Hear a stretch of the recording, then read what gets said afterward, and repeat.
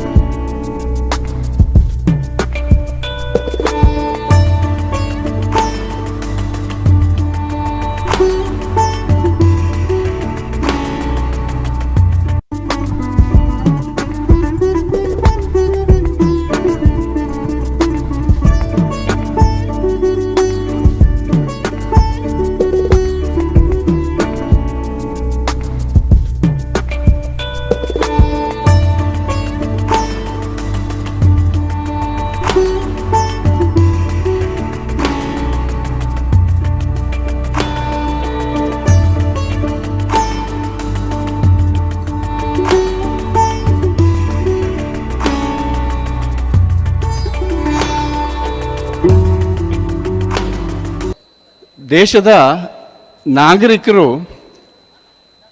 ನಮ್ಮ ಒಟ್ಟಿಗಿದ್ದಾರೆ.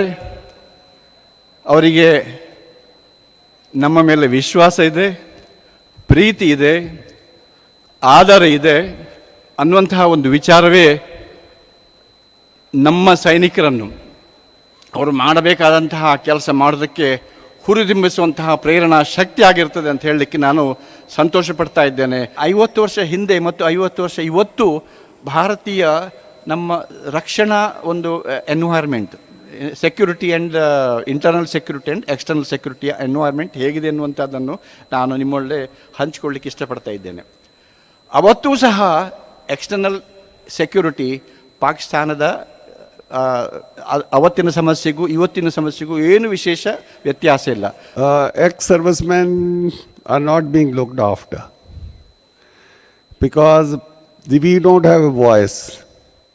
Army doesn't have voice, defense doesn't have voice, and after we scatter to our houses and then nobody bothers.